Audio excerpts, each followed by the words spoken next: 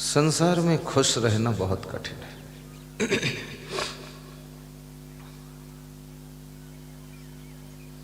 नाराज रहना बहुत आसान है। ज्यादातर लोग नाराज ही रहते हैं। अभी एक स्त्री यहाँ पर आई थी अपने पति के साथ। दोनों ने प्रणाम किया, फूल माला दिया। उस स्त्री ने अपना दुख किससे कहे। उसने कहा, गुरुदेव सब ठीक है, मेरे पति को गुस्सा बहुत आता है, बहुत ज़्यादा क्रोध आता है, तो इनकी गुस्सा ठंडी कर दो। तो मैं मन में सोचा, इसको आइसक्रीम बना दूं क्या। पूरा ठंडा हो जाए। हर स्त्री चाहती है मेरे पति का स्वभाव ठंडा रहे। मैं कुछ भी करूं, उल्टा करूं, पलटा करूं, सुलटा करूं, ना करूं, दिन रात सोऊं, लेकिन वो ठंडे बने रहे, हिमालय की बर्फ जैसे ठंडे रहे। पुरुष भी यही चाहता है, मैं दारू पी लूं तो भी मेरी पत्नी कहे तुम पति परमेश्वर हो, अंडा खाऊं तो भी कहे तुम तो पूरे भगवान के रूप हो। लेकिन ऐसा कैसे हो सकता है।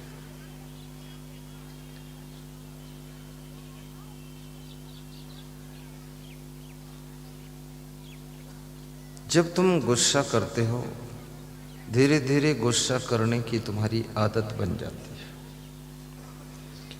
और मनुष्य का मन, मनुष्य की बुद्धि, मनुष्य के कर्म, मनुष्य का शरीर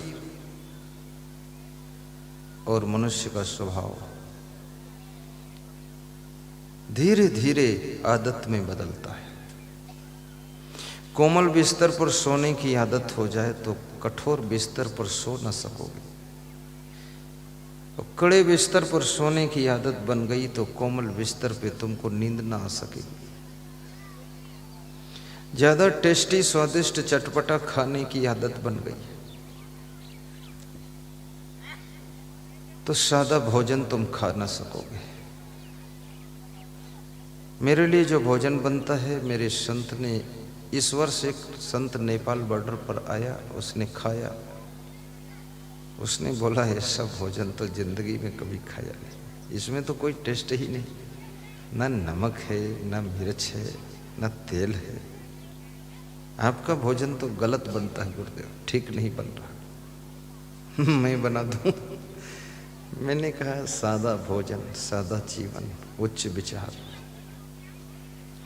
भोजन में जितना नमक मिर्चा अधिक तुम खाओगे, बीपी बढ़ेगा, और बीपी बढ़ेगा तो क्रोध भी बढ़ेगा। और मध्य प्रदेश में भी मिर्चा बहुत खाते हैं लोग, और राजस्थान में तो कुछ पूछना ही नहीं है। आधा फीट लंबा मिर्चा लेकर बैठते हैं। उनकी वाइफ मना करती, इतना बड़ा मिर्चा मत खाओ, तो बोलते हैं तो फिर एक और ले आओ।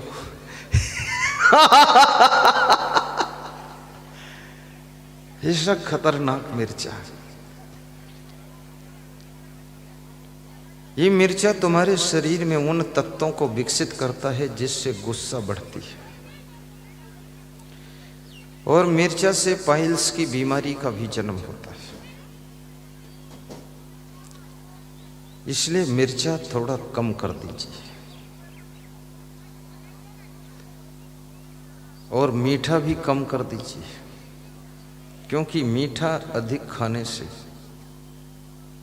आलस्य आता है, और मीठा तुम्हारे नस नस में मीठा मीठा दर्द पैदा करता है। वो खुद भी मीठा है तो मीठी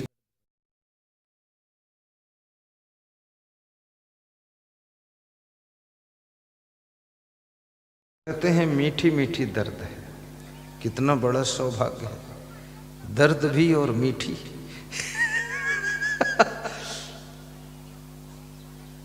दर्द में मिठास है तो मीठी दर्द स्वीकार करो। नस नस में दर्द है। लखनऊ में एक साधु भजन गा रहा था कि दर्द मोरे नस नस में, गुरुजी पिलाई दे ज्ञान की घूंटी, दर्द मोरे नस नस में। तो मैंने कहा इसमें तो घूंटी भी कम पड़ जाएगी, क्योंकि नस नस में दर्द है।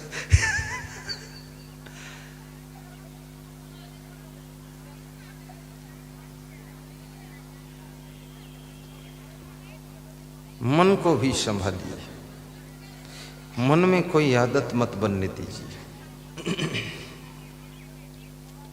आदत बुरी बला है, आबला पकड़ गला नरक में ले चला। स्वादिष्ट भोजन खाने की भी आदत मत बनाइए,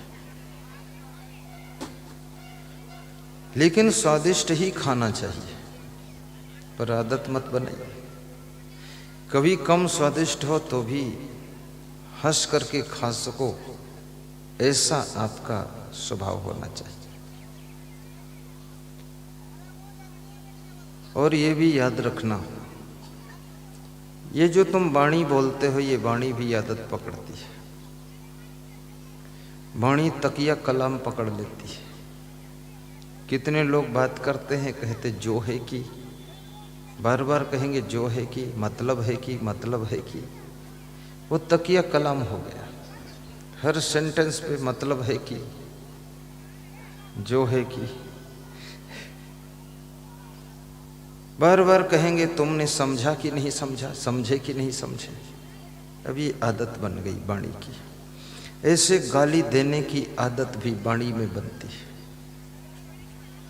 और गाली देने की आदत बन गई तो सामान को भी तुम गाली दोगे,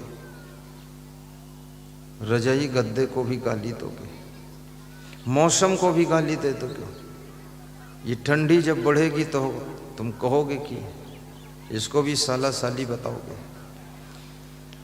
गर्मी बढ़ेगी उसको गाली दोगे, ज्यादा पानी बरसेगा तो बादलों को गाली दोगे। अब तुमसे कोई पूछे ये गालियां कोई समझता भी है तेरी, बोले तुम समझते तो तुम ही ले लो गाली, और क्या। दिमाग गर्म जाता है। इसलिए वाणी को भी थोड़ा संभालिए, ज्यादा बोलने की आदत को भी कंट्रोल करिए। झूठ बोलने की आदत, निंदा करने की आदत, फालतू बातें करने की आदत, प्रपंच करने की आदत, वाणी में बहुत सी आदतें होती हैं। कितने लोग जहां बैठते हैं वहां फालतू बातें करते रहते, चुप तो बैठेंगे ही नहीं।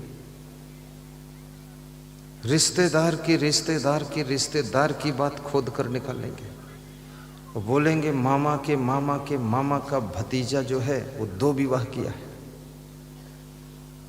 अरे इतना लंबा बात करने क्या जरूरत है? 2 करे, 4 करे, 5 कर ले, तुमको क्या चिंता है? जो करेगा वो झेलेगा। कबीर साहब कहते हैं, कबीरा खड़ा बाजार में गलकटियन के पास, जो करेंगे सो भरेंगे, तू क्यों खड़ा उदास। जो लोग 2 विवाह करेंगे तो 2 गुना भरेंगे। राजा दशरथ ने 3 विवाह किए थे, भगवान राम ने केवल 1 विवाह किया था। हालांकि राम के पास में वनवास में सुपर्णखा की ओर से ऑफर आया था विवाह का। अभी कोई एक हीरोइन थी तो वो रामदेव बाबा के साथ विवाह करने के लिए प्रस्ताव रखा उसने। अब वो कितनी वैधी हीरोइन है, उसके बुद्धि विवेक नहीं कि रामदेव बाबा है उसको भी बिगाड़ दोगी तुम। उससे कहती हो मैं तुम्हारे साथ शादी करूंगी। अरे इतनी दुनिया में पड़े हैं जो नहीं बाबा है, उनको पकड़ो जाकर। मुश्किल से तो बाबा बन पाया, उसको घसीट कर ले जाओगी भोग विलास में। अब रामदेव बाबा भी कभी कभी हीरो हीरोइन के साथ खड़े भी हो जाते हैं। मैं तो कोई हीरोइन हीरोइन में खड़ा नहीं होता, हीरोइन हीरोइन आने ही नहीं देता। हीरोइन तो छोड़ो, बिना हीरोइन भी नहीं आना इधर। अब वो रामदेव के साथ शादी थोड़े करना चाहती है ना, उनके धन के साथ करना चाहती, उनके साम्राज्य उनकी प्रॉपर्टी के साथ शादी करना चाहती कि रामदेव तो थोड़े दिन में निपट ही जाएगा, और नहीं निपटेगा तो निपटा दूंगी, फिर ये साम्राज्य सब मेरा होगा। बहुत खिलाड़ी लोग हैं।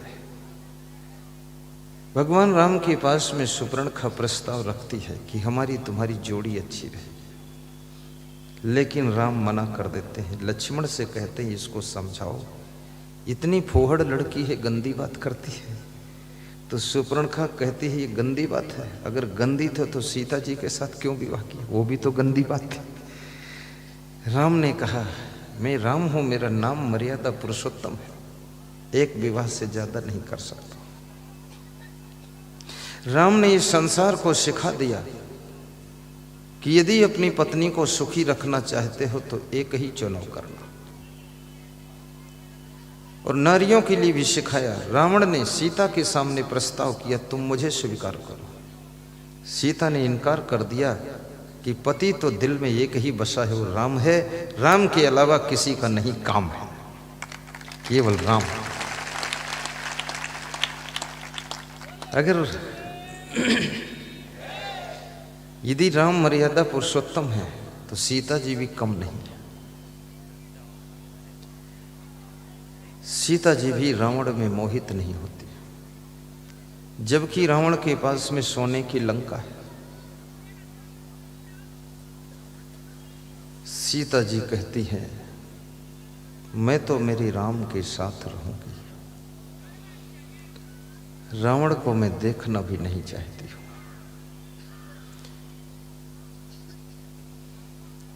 लक्ष्मण भी महान है। जब सीता जी का हरण हुआ, राम जी विलाप कर रहे थे, सुग्रीव से मिलन हुआ। सुग्रीव ने राम को बिह्वल देखा तो सुग्रीव ने कहा हे राम, इतना दुखित मत हुआ, इतना व्यथित क्यों, आपकी सीता की खोज हो जाएगी। आपकी धर्म पत्नी महारानी सीता मुझे नहीं पता है किधर गई है, लेकिन एक दिन मैं पहाड़ पर बैठा था, एक नारी बिलखती चिल्लाती हुई विमान पर बैठी हुई, रथ पर बैठी हुई जा रही थी। उसको कोई राक्षस लिए जा रहा था, तो ऊपर से कुंडल गिरे थे, तो कुंडल मुझे मिला है, तो ये देख लो क्या कुंडल आपकी भार्या सीता का है। तो राम ज्यादा दुखी थे, कुंडल देखकर पहचान नहीं पाते हैं कि मेरी वाइफ का कुंडल है। अभी इसमें किसी स्त्री का कुंडल गिर जाए, उसके पति से पहचान कर रह जाए, वो पहचान नहीं पाएगा, क्योंकि कुंडल तुमने ठीक से देखा ही नहीं। कुंडल तो कुंडल है, कान गिर जाए तो कान भी नहीं पहचान पाओगे।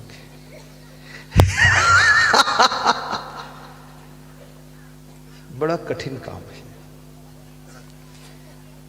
तो राम ने कुंडल हाथ में लेकर के लक्ष्मण से कहा कि लक्ष्मण देखो ये कुंडल क्या महारानी सीता के हैं। तो लक्ष्मण ने जो जवाब दिया, बहुत बड़ा जवाब। लक्ष्मण क्या कहते हैं, शांति से सुनना और खुश भी होना आनंद है।